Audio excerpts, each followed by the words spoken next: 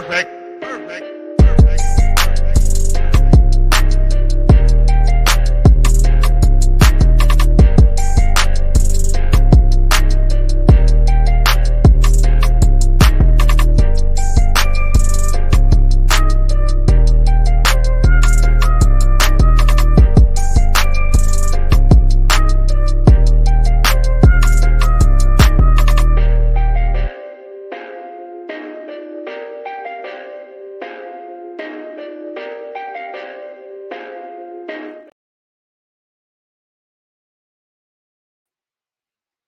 All right, everybody, what's going on? It's your boy C. Wells, your tour guide around the SWAC, coming at you, man. And it is Tuesday, which means that number one is Halloween.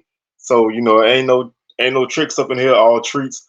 But it's also Tuesday, which means that it's time for our HBCU Top 10 heading into Week 10. Not a lot of movement in the poll this week, but still some teams jumped up and down. The top remain the same. Spoiler alert. But we're going to talk about all of that. And of course, being that it's Tuesday, we're going to talk point spreads about the upcoming game. So y'all make sure y'all keep rocking with us. Hit those socials. Facebook is Swag Talk, Instagram Swag Talk, Twitter Swag Talk 76. Don't forget to check out the socials because we have our weekly schedule on there. Wednesday is our Week 10 preview. Thursday, Swag Smoke, live 6 p.m. Central, 7 p.m. Eastern. Sunday, Week 10 recap, and then next Tuesday is our top 10 heading into Week 11. So got the full slate of things coming at you. Probably got a couple other things going to drop at some point.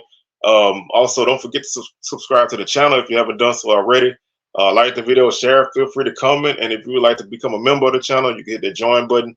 Otherwise, you can, if you just want to donate to support the show, you could do that by going to the Cash App, $Swag Talk. Anything would be much appreciated. So let's go ahead and jump right into this, man. We're going to start off our HBCU Top 10 with the number one team, North Carolina Central. This team has really obviously been on fire the last few weeks, coming off of the loss to UCLA a few weeks ago. They have not lost again. They have ripped off a nice winning streak. And are looking very, very good while doing it. They've been able to kind of take care of business against everybody that they played. Of course, the game against Morgan last week was a tight game, but they bounced back with a game against South Carolina State this weekend that they really, really ran through the Bulldogs, winning their fifth straight game. They won that game by a score of 62-28. It was not even that close. They took care of business. They are now 7-1. They play Norfolk on Saturday, which is a game that should help them start to wrap up the MEAC. I mean, they do have a game against Howard coming up in a few weeks. There's definitely going to be a big game for them to kind of find a way to wrap this thing up and get to the Celebration Bowl. But like I said, the Eagles are number one right now. They took care of business and they sit in that top spot for another week. Number two is FAMU. They clinched the East Division on Saturday by beating Prairie View 45-7, along with an Alabama A&M loss in the Magic City Classic. They have a 2-game lead over everybody else with 2 games remaining, so they can't be caught. Even if they were to lose these 2 games, which they won't, but even if they were, they would finish in a tie with either Alabama State or Jackson State or both, and they will win that tiebreaker. So they are East Division champs for the first time since they joined the SWAC. Gonna most likely host the SWAC championship game at Bragg, and have a really good chance of going to Atlanta in the Celebration Bowl. They are 7-1. They go to Alabama A&M this Saturday in a game that a couple weeks ago, people felt like this might have been, a stumbling block for the Rattlers, especially with them kind of not looking great. But this week was their best, was honestly their most complete game on the season. They played really sharp. They took care of Prairie View and they got a big homecoming victory and were able to move on. Number 3 is Tennessee State. They remain at the number 3 spot. They are playing very well. as well. They are 6-2 on the season. They've won 4 games in a row. They picked up a big victory over Lindenwood this weekend by a score of 43-20. They continue to play some really, really good defense. The offense has been playing well in recent weeks. So the Tigers have really, really played well. I think they have, they bounced back from that loss to UT Martin. They won, like I said, they beat Kennesaw State by 7. They beat Norfolk by 7. They beat Lincoln by 54. Then they won this game by 23. So they won a lot of solid games. And they also have, a couple other victories earlier in the season against Pine Bluff and Gardner Webb. So they are in pretty good shape. They trail UT Martin and Southeast Missouri right now in the standings, but the Tigers do have, an opportunity to stack up some more wins. They play Charleston Southern on Saturday. They close out with Eastern Illinois and Tennessee Tech. So they are sitting in a pretty decent spot. Can't really complain about where they at. The only thing, if you looking at Tennessee State and you want to find something, the attendance hasn't been great, but their next 2 games against Ohio Valley teams are 2 teams who are winless in conference play. So they have a good opportunity to pick up those wins there. And they're playing a Charleston Southern team who is 0-1 right now in the Big South and 3-2 overall. So they have 3 winnable games. They could be staring a playoff berth in the face. So they really have an opportunity to be a really, really great team this year and make a run at that top spot depending on what happens with Florida A&M and North Carolina Central. Alcorn remains at number 4. They picked up a victory over Valley on Saturday, 24-3. Really a kind of get in, get out type of game. Nothing crazy, didn't go wild, but they were able to have a balanced attack, and defense played a solid game, and they set themselves up at 5-3 with a game against Southern this Saturday for an opportunity to kind of be in the driver's seat in the West Division. Still a lot of football to be played, but this is a big game on Saturday. It's my game of the week. Alcorn is at home, so that's definitely an advantage for the Braves, but they remain at number 4 by virtue of not losing, and they can't really make a move because the teams in front of them keep winning. Number 5 is Bama State. The Hornets are 4-3. They moved up from number 6. You could arguably flip flop 5 and 6, but I kept Bama State at 6, at 5 primarily because they beat my number 6 team, which I'll talk about in a minute. But the Hornets are 4-3. They beat Alabama A&M 31-16 in a game that was filled with big plays. A couple of special team touchdowns for the Hornets, a Hail Mary at the end of the first half, and a great defensive effort gave the Hornets the win. They play Grambling on Saturday. That's a big game for both teams. It's really big for Grambling because they need to keep pace in the West. It's big for Alabama State because another win helps them closer to a winning record for the end of the season. So they're sitting in an opportunity to finish at least second in the conference. So this is a big game for them. And like I said, Grambling, the game is big because they have an opportunity to remain in the West Division race. Jackson State is number 6. They're number 6 primarily because Bama State beat them. Other than that, JSU could easily be a top 5 team, or 4, depending on how you look at it. But they beat Pine Bluff 40-14. Jacoby and Morgan had a big game for them. DJ Stevens scored 3 touchdowns. The defense was relentless. Really, really solid effort.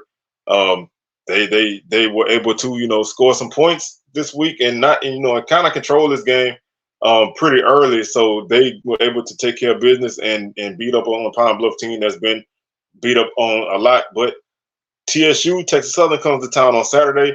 They bring a really good offense, especially a great running game, so that's going to be a test for Jackson State's defense.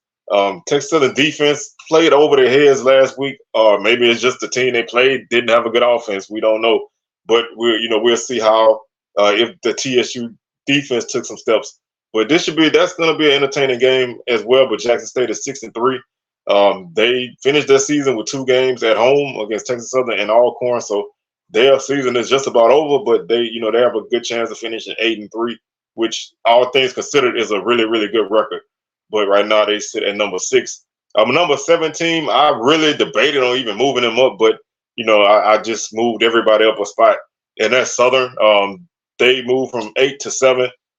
Defensively, Southern played a tremendous game. Statistically, when you look at the numbers, obviously you give up 300 yards rushing to anybody. That's not a great effort on the night. But considering that this defense gave up that much yardage on the ground and another 100 and something through the air, the hold this team to 17 points, including like 2 turnovers in the red zone, or at least 2 stops in the red zone, and a big stop in overtime, and a defensive touchdown. The defense played lights out. Special teams was solid. 54-yard field goal to send the game in overtime. They had a big punt return or kickoff return in the fourth quarter to kind of put them in position to do something. But the offense continues to, I can't even call it treading water. The offense continues to just not be consistent. This was probably the worst game played by the quarterback. And 58 yards passing. Kendrick Grimes had a solid game for Southern, but this team is boom or bust on offense and in the worst possible way. But they are 5-3 and 4-1 in conference, so they go to Alcorn for a huge game. They have to play better if they have any chance of winning that game. But Southern sits at number 7. Grambling is number 8. They moved up by beating Bethune-Cookman 28-14 in a game that wasn't necessarily as close as the score seems. Bethune-Cookman scored on a long touchdown run and then on a scoop and score on defense. Other than that, they didn't do much. Sunday out of Anderson had a big game for Grambling on defense, and the running game was solid. Passing game was efficient, nothing crazy, but big game this week against Bama State. Like I said in my talk about Bama State, this is a huge game for both teams. Miles Crawley plays against his old team this week, so that's gonna be something there. We'll see. But right now, Grambling is 4-4 and 2-2 in 2-2 in conference, I believe. Yeah, they're 4-4 and 3-2 in conference. So they still have a good opportunity to make a move in the division by winning this game and then still having a game against Southern and Pine Bluff to wrap up the season. Not in that order, but they still have a few games ahead of them and a game against Southern that can help them win the division. So they're not totally out of it. But winning Saturday is vital to them making that move. Number 9 is Howard. They defeated Delaware State by a score of 17-10 on Saturday. They moved up from 9 to 10. They play South Carolina State on Saturday. The Bison are 4-4 in conference play. Right now they're 2-0 in conference, so they have a big game against North Carolina Central coming up next week. So you don't want to get caught looking ahead to that game against South Carolina State, but you win this game, Central wins their game. That game is basically for all the marbles. So a de facto MEAC championship game could be there because other than Delaware State is North Carolina Central's only other game after playing Howard next week. So if Howard doesn't beat them, they're gonna need Delaware State to help them out, which that still won't help much with tiebreakers. But this is gonna be I almost want to take all. So Howard, they've been bouncing up and down in the rankings, but they're winning. They've won 2 straight. So they're finding their footing in conference play. We'll see where they go next week. Jumping back into my top 10 was Hampton. They beat North Carolina A&T 26-24 on Saturday. Probably a game that should not have been that close, but this team needed a win in the worst way they had been on a 3-game slide, so they needed that win. They have a pretty favorable schedule when you look at what they have left. Now, I'm not saying they're going to win these games, but you have Maine, William & Mary, and Elon, which Elon is 4-1 in conference, which is a really, they're a solid team. They're 4-4 overall. William & Mary is 3-2, 5-3 overall. And then you play Maine, who is 1-5, 2-7 overall. So it's going to take some fancy footwork to finish the season with a winning record. You can split those 2 games against those 2 teams ahead of you. and beat Maine, you can finish 6-5, which for a team that I figured might win one game, maybe two, I think that's a good improvement, especially in conference because you go 2-1 in that stretch. You finish 4-4 in conference, which is a solid record for a team who was picked last coming into the season. So I think Howard. I mean, I think Hampton has played. They played some good games. They had some rough games, but they're solidly in the mix, and that's why I have them at number 10. A&M dropped out of my poll. They're in my honorable mention at 4-4. They have a game against FAMU on Saturday, so opportunity to jump back in if they win or if some crazy things happen. My other two honorable mention teams are both 3-5. Prairie View, they're I don't want to say they're reeling, but they're really starting to be in no man's land. They need some wins in the worst way. They've lost 2 games in a row. They do play Pine Bluff for homecoming on Saturday, so that should be a win. And you don't want to count the chickens before they hatch, but that should be a win. And then you close out at Southern and against Alabama State. So 2 tough defenses awaiting you in the next couple of weeks. So beating Pine Bluff is essential for anything that Prairie View wants to accomplish, and they're not out of the division race. They're 3-2. They do have the tiebreaker over Alcorn by virtue of beating them, but they lost to Grambling, so they need, if there was some kind of tie, they would need some help. They still have to play Southern, so that's an opportunity to help them, but they have to find a way to start to play a little bit better this season. But that's why they're in my honorable mention at 3-5. And my last team that's in my honorable mention is South Carolina State. They're also 3-5, and they got shellacked by North Carolina Central on Thursday. So they are 1-1 in conference, so they're sitting right in the middle of the pack. Don't know where they're gonna finish, but they have Howard on Saturday. Then they close out with Morgan and Norfolk. So a possibility of winning those games can put you at 6-5. And also that will make you 4-1 in conference, which is a good finish. So there's an opportunity for them there.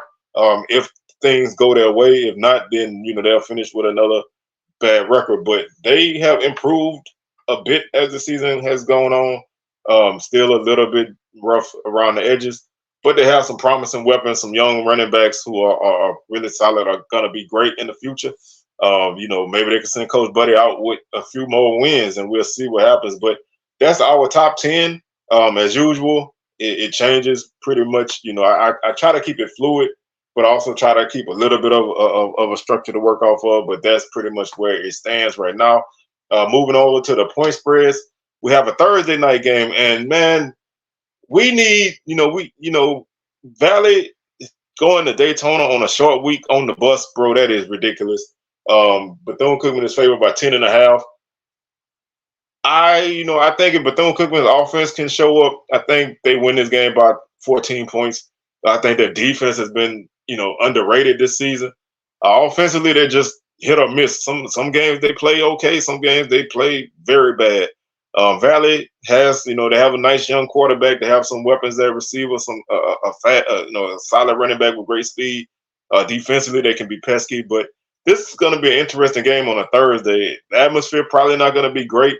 So maybe Valley can still win, but right now 10.5 is not a bad spread. Like I said, I probably would say 14, but 10.5 is not bad. Over under of 45. Pine Bluff is 11-point underdog at Prairie View, over under 52. Pine Bluff's been good for what ails everybody these last 4 weeks. And they should continue this week. Of course, they're going to come in ready to play, but the defense can't really stop the run. They struggle against the pass. That should help Prairie View get their offense going. Prairie View's defense struggles against the pass. Pine Bluff hasn't had a consistent quarterback all season, so I don't see any reason other than SWAC craziness why Prairie View doesn't win this game. I really think they win this game by like 17 or maybe more, but 11 is a kind of conservative number because Prairie View's been kind of iffy the last couple of weeks, so I'm not really upset at that, but I probably would pick it a little bit higher, but not really upset at it. Florida A&M is an 11-point favorite at Alabama A&M. it's going to be interesting how the Bulldogs come out in this game. The last two times they played the Rattlers, they've had leads in the second half when FAMU's had to come back. Um, but is A&M going to be, are they going to be locked in coming off of a tough loss against Alabama State? Uh, basically seeing their conference hopes thrown completely out the window. Are they going to be able to stay motivated against a FAMU team who coming off of their best game? Will they catch a FAMU team who, I'm not going to say let off the gas, but maybe a team who is exhaling a bit because they've won the division already? Um, I think, if this is a typical FAMU game, 11 points is not bad, but I would think it's probably like 14 to 17 point spread. I think FAMU is playing great ball right now. I think the offense, if they can replicate what they did last week, they'll win this game, by a pretty solid margin. So 11 is a safe margin, but I'm more concerned with the mindset of A&M coming into this game, and are they able to get back on track, knowing that their season is basically over now. Obviously, you got to play out the string, but your chances at a championship, even though they were slim, at best, they're gone now. So, are you able to kind of stay focused on the task at hand and play spoiler? We'll see. Our next game is Grambling versus Alabama State in Mobile. Alabama State favored by 2.5.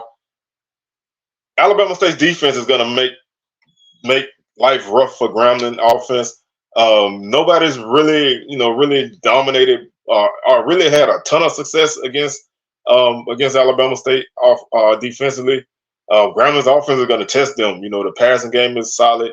The running game is great with two great running backs and a couple other guys like Keelan Elder who can be a guy who can pick up some yardage for them as well. But Bama State's defense is going to probably hold up their end. They're going to make it tough for Grambling. They're definitely going to try to get out the Miles Crawley, which you wonder what kind of mindset he's going to have. Of course, coming into the game, everybody's saying the right things. He's taking it this one game at a time. This is just another game. All that coach speak. But as a human being, that emotion is going to be there. Will he try to do too much in this game against a Bama State defense that's very, very opportunistic and very tough? Or will he, let the game come to him and take advantage of any opportunity that Bama State has? Now, offensively, Bama State still hasn't played a great game. You look at that 31 points and you think, oh, man, they tore it up. They had a field goal, a punt return, and a blocked field goal return for a touchdown. So they scored 17 points on special teams and 2 offensive touchdowns. So they still haven't played a great offensive game. But Grambling's defense played really well last week. Can they keep that momentum? I think that's going to be the difference in this game. So 2.5 is not a bad spread. I don't have a problem with Bama State winning that game by that margin, probably 2, 3, 4, 5 points. I don't know if it's gonna get bigger either way, but I think that's a pretty fair spread. Our next game is Southern going to Alcorn. This says Southern favored by 0.5 point. I'm leaning more toward Alcorn because if you look at Alcorn, they have a really good defense. They turn you over, and turnovers are Southern's weakness offensively. Besides consistency moving the ball, a defense that's going to force turnovers and has forced turnovers is going to make life tough for a quarterback that has thrown like 8 interceptions, and his team has fumbled like 6 or 7 times. So that right there is a big difference for me in this game. Southern's defense can force turnovers and they can cause havoc.